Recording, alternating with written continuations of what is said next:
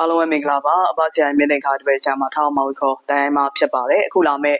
2026ခုနှစ်မှာစိုင်ကော်လို့ခြုံပေါ်ရောက်စေမဲ့နေ့သားသမီးတွေကတော့တနင်္လာဗုဒ္ဓဘုစနေသားသမီးပဲဖြစ်ပါတယ်ရွှေမရှားငွေမရှားအကျွေးကင်းစေမဲ့နေ့သားသမီးဖြစ်ပါတယ်အခုလာမဲ့2026ခုနှစ်မှာတနင်္လာသားသမီးချမ်းသာကိန်းဆိုင်စိမ်မှာဖြစ်ပါတယ်မိမိတို့အလုပ်နေရအလုပ်ကန်အကြံစီတစ်တွေထားမြောက်အောင်မြင်စေမဲ့နှစ်တစ်နှစ်ဖြစ်ပါတယ်ငွေတွေဝင်လာစေမှာဖြစ်ပါတယ်မမျော်လင့်တဲ့ဘက်ကနေငွေတွေရရှိစေမယ်မိမိတို့ဆုံးရှုံးလို့ဖြစ်နေတဲ့ငွေတွေပြန်လည်ပြီးတော့ရရှိစေမှာဖြစ်ပါတယ်လုပ်ငန်းတွေနဲ့ပတ်သက်ပြီးတော့စက်တူလုပ်ငန်းတွေရှယ်ယာလုပ်ငန်းတွေပုံမှုပြီးတော့အောင်မြင်စေမှာဖြစ်ပါတယ်အလုပ်ကိုင်းတွေစထက်ပို့ပြီးတော့တိုးပွားစေမှာဖြစ်ပါတယ်လူပဲပဲစိတ်ပင်ပန်းဖြစ်တတ်ပါတယ်အဲ့တော့တနင်္လာဗုဒ္ဓဘူးစနေတားမိတွေငွေဝင်လာပြီဆိုရင်တော့ငွေကိုမစုဆောင်းမိတာမျိုးမစုဆောင်းအဖက်မတင်တာမျိုးတွေဖြစ်တတ်ပါတယ်ငွေတွေဝင်လာပြီဆိုရင်တော့ငွေမစုဘဲနဲ့ရွှေတွေယတနာပစ္စည်းတွေပြောင်းလဲပြီးတော့စုဆောင်းမယ်ဆိုရင်ဒီယတနာပစ္စည်းတွေကမိမိတို့အတွက်ရာသက်ပံအကျိုးဖြစ်ထွန်းစေမှာဖြစ်ပါတယ်တနင်္လာဗုဒ္ဓဘူးစနေသားမိတွေကခါတိုင်းမိနစ်နဲ့မတူဘဲနဲ့ဒီနေ့ဟာမိမိတို့ကိုချစ်တဲ့ကြိုက်တဲ့သူတွေဝိုင်းဝိုင်းနေစေတဲ့နှစ်တစ်နှစ်ဖြစ်ပါတယ်လူပြိုလူလွတ်တွေဆိုတော့ဒီနေ့ဟာအိမ်တော်ကြီးနဲ့ပတ်သက်ပြီးတော့စဉ်းစားရတဲ့နှစ်တစ်နှစ်ဖြစ်ပါတယ်အိမ်တော်ရှင်တွေဆိုရင်ဒီနေ့ဟာအိမ်တော်ကြီးနဲ့ပတ်သက်ပြီးတော့အထူးဂရုစိုက်ရပါမယ်မျက်နှာပွင့်တဲ့နှစ်တစ်နှစ်ဖြစ်ပါတယ်အိမ်တော်ကြီးနဲ့ပတ်သက်တဲ့မမျော်လင့်တဲ့ပြဿနာလေးတွေကြုံတွေ့ရတတ်ပါတယ်တနင်္လာဗုဒ္ဓဘူးစနေသားမိအမှုပညာရှင်တွေဆိုရင်ဒီနှစ်ဟာမိမိတို့အတွက်2026ခုနှစ်ဟာတဟုန်တိုးနာမည်ကြီးအောင်မြင်စေမယ့်နှစ်တစ်နှစ်ဖြစ်ပါတယ်တနင်္လာဗုဒ္ဓဘူးစနေသားမိဝန်ထမ်းတွေဆိုရင်အထက်လူကြီးရဲ့မျက်နှာသာပေးခြင်းတွေခံရတတ်ပါတယ်နေရာကောင်းဌာနကောင်းတွေကိုပြောင်းရွှေ့ပြီးတော့မှလုပ်ကိုင်ရတတ်ပါတယ်2026ခုနှစ်မှာတနင်္လာဗုဒ္ဓဘူးစနေသားမိတွေအလုပ်အသစ်နေရာသစ်အိုးအိမ်အသစ်မှာပြောင်းလဲပြီးတော့နေထိုင်ရတတ်ပါတယ်ဒီနေ့ဟာမိမိတို့အတွက်ကံကောင်းအောင်မြင်စေမယ့်နှစ်ဖြစ်တဲ့အတွက်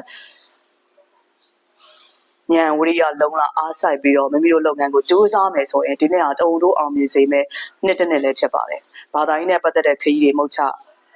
သွားစေမယ်၊ကံကောင်းစေမယ့်နှစ်တစ်နှစ်ဖြစ်တယ်။ဘာသာရေးနဲ့ပတ်သက်တဲ့ပစ္စည်းတွေဝင်ရောက်လာပြီဆိုရင်လည်းမိမိတို့အတွက်ကောင်းတဲ့နိမိတ်တွေကောင်းတဲ့အပြောင်းလဲတွေရရှိစေမှာဖြစ်ပါတယ်။တနင်္လာဗုဒ္ဓဘူးစနေသားမိတွေအခုလာမယ့်2026မှာမိမိတို့အတွက်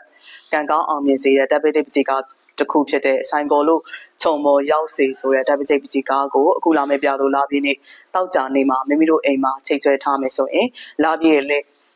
အားကိုလည်းယူရင်တပ်ပိတ်ပကြီးကားရဲ့ဟိတ်တွေမိမိတို့ပေါ်ကိုကြာရောက်စေမှာဖြစ်ပါတယ်။တနင်္လာဗုဒ္ဓဘူးစနေသားမိတွေက2026ခုနှစ်မှာကံကောင်းအောင်မြင်စေတဲ့နှစ်ချမ်းသာကိန်းဆိုင်စေတဲ့နှစ်တစ်နှစ်ဖြစ်တဲ့အတွက်မိမိတို့တတိထားမဲ့အရာကကံ၅ပါးလုံအောင်ဆောင်ထိန်ရမှာဖြစ်ပါတယ်အတက်နိုင်ဆုံး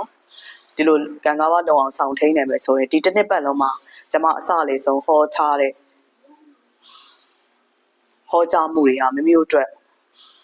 လာပြီးတော့တက်ရောက်စေမှာဖြစ်ပါတယ်တရားရာဂိုင်တော့ထိရောက်မှန်ကန်စေမှာဖြစ်ပါတယ်အဲ့တော့အိမ်တော်ကြီးနဲ့ပတ်သက်တဲ့တောကတွေအခက်အခဲတွေကြုံတွေ့နေရပြီဆိုရင်အိမ်တော်ရှင်မတွေမိမိအမျိုးသားရဲ့အင်ဂျီကိုညာဘက်ပခုံးမှာတင်ပြီးတော့မှကိုယ့်ရဲ့အိမ်တော်ဘက်ကိုအထူးမြတ်တာပို့ရမှာဖြစ်ပါတယ်မိမိရဲ့အိမ်တော်ရှင်ရဲ့မွေးနေ့မနက်တိုင်း10မိနစ်လောက်အိမ်တော်ရှင်ရဲ့အင်ဂျီကိုညာဘက်ပခုံးမှာတင်ပြီးတော့10မိနစ်မြတ်တာပို့မယ်ဆိုရင်အိမ်တော်ကြီးနဲ့ပတ်သက်တဲ့စိတ်ဆင်းရဲစရာတွေတောကတွေပပျောက်စေမှာဖြစ်ပါတယ်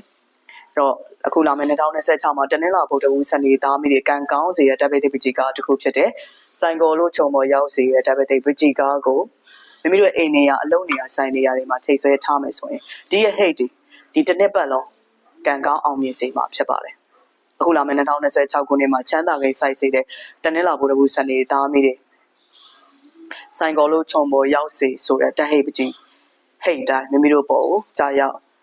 ပါစေကံကောင်းခြင်းတွေရရှိကြပါစေ